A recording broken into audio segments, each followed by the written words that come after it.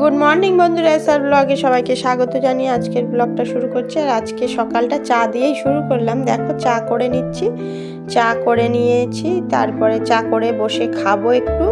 আর ছোট মেয়েকে পড়তে বসিয়েছি, ওকে পড়তে বসিয়েছি বলেই আমি চা করে নিয়ে এলাম। আর এখন বাজে সকাল 7:30।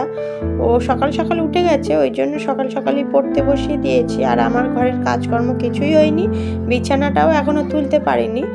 বিছানাটা একটু পরিষ্কার করে সামনের দিক থেকে একটু সরিয়ে নিয়ে ওকে আজকে পড়তে বসিয়ে দিয়েছি। যেহেতু বেলা হয়ে গেলে আমি কাজে ব্যস্ত হয়ে পড়ি, ওকে ঠিক মতন পড়ানো হয় না। ওই জন্য ওকে আজকে, ও যেহেতু সকাল সকাল উঠেছে, ওই জন্য ওকে পড়তে বসিয়েছি। আর আমি চা নিয়ে বসেছি, আর চাটা খেয়ে নিচ্ছি। এই ফাঁকে ওরও কিছু পড়াটা দেখিয়ে দেব, ওই জন্য। আর তারপরে তো কাজকর্ম রয়েছে, সকালে টিফিনটাও এখনও বানাইনি, কিছুই রেডি করতে পারিনি।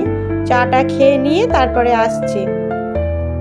আর দেখো বন্ধুরা, চাটা খাওয়ার পরে একটু ঘুগনি কিনলাম আর একটু রুটি কিনলাম। সব দিন এই ধরনের টিফিনগুলো সব দিন করা হয় না, যেহেতু ও সকাল সকাল পড়তে বসেছিল ছোট মেয়ে, ওই জন্য ওর সকাল সকালে খিদে পেয়ে গেছে, তাই জন্য একটু কিনে দিলাম। ও তাড়াতাড়ি করে একটা রুটি খেয়ে নিয়েছে, দিদিরা দাদার জন্য দুটো রেখে দিয়েছে।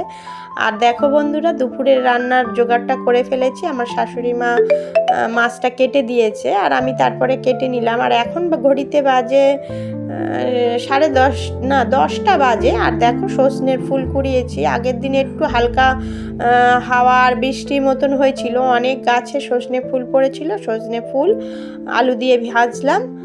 আর দেখো বন্ধুরা, এখন সবাইকে না, এখন হচ্ছে আমি রান্না টান্না করে চলে গেছিলাম, চলে যাইনি, এখন রেডি করে ফেলেছি সমস্ত রান্না। লাউ দিয়ে পুঁটি মাছ ঝোল করেছি, আর আমুদি মাছ একটু হালকা ঝাল মতন করেছি, আর সজনে ফুল আলু দিয়ে ভাজা। এই হচ্ছে রান্নার মেনু আজকে। দেখো আমার হাজব্যান্ডের জন্য ভাতটা গুছিয়ে নিয়েছি। আর তোমাদের সাথে সমস্ত রান্নাটা এর আগে শেয়ার করতে পারিনি, কেননা খুব ব্যস্তর মধ্যে ছিলাম, ঘরের কাজকর্ম সেরকম ঠিকঠাক মতন হয়নি।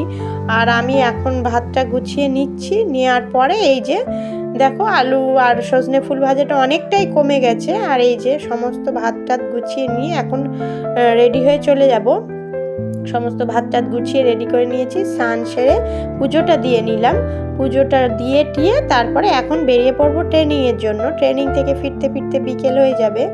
আর দেখো বন্ধুরা, এইটা হচ্ছে আমাদের ট্রেনিংয়ের সেন্টার। এইখানে একটা স্যার রয়েছেন, উনি স্যার আমাদেরকে শিখিয়ে দিচ্ছেন কিভাবে কি করতে হয়।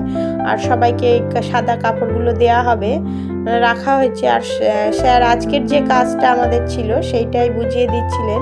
বুঝিয়ে দেওয়ার পরে তারপরে বোর্ডের মধ্যে কিছু লেখা রয়েছে, সেইগুলো বারবার দেখে দেখে আমাদেরকে বুঝিয়ে দিচ্ছিলেন। আমরা অনেকেই ছিলাম এখানে, সবাই সবার মতন বুঝে নিচ্ছিলাম। আর এইগুলো অনেকে ভিডিও করে রাখছিল, কেননা পরে পরে দেখে বোঝার জন্য, বোঝার সুবিধার্থে ভিডিও করে রাখছিল সবাই, অনেকেই ভিডিও করে রাখছিল। আমিও ভিডিও করে রেখেছি, যেহেতু পরে আবার যখন নিজেরা যখন কাজগুলো করব, তখন যখন বুঝতে পারবো না, এই ভিডিওটা আর একবার দেখে নেব, নিয়ে আমরা নিজেদের বুঝে বুঝে করে নেব। এইভাবেই আমরা এখানে দাঁড়িয়ে সবাই কাজগুলো শিখে নিচ্ছি। আর শেখা হয়ে যাওয়ার পরে আবার স্যার নিজেদের মধ্যে এই কাপড়গুলো দিয়ে দেবেন, আমাদের মধ্যে দিয়ে দিলে আমরা নিজেরা কাটিং করব। সমস্ত রকম বুঝে মাপটাপ নিয়ে তারপরে কাটিং করব, যেগুলো হয় সেগুলো করে নেব। তাহলে এইভাবেই দিনটা কাটে। সমস্ত দিন তোমাদের সাথে শেয়ার করতে পারি না। এর আগে অন্য ব্লগে তোমাদেরকে বলেছি যে আমি সেলাই ট্রেনিং যাই। এই কিছুদিন হলো এটা নতুন ভর্তি হয়েছি, তাই জন্য তোমাদের সাথে শেয়ার করা হয়নি কখনো। আর এই যে এখন দেখালাম তোমাদের সাথে, এই জিনিসটা শেয়ার করলাম। তাহলে কেমন লাগলো জানিও বন্ধুরা।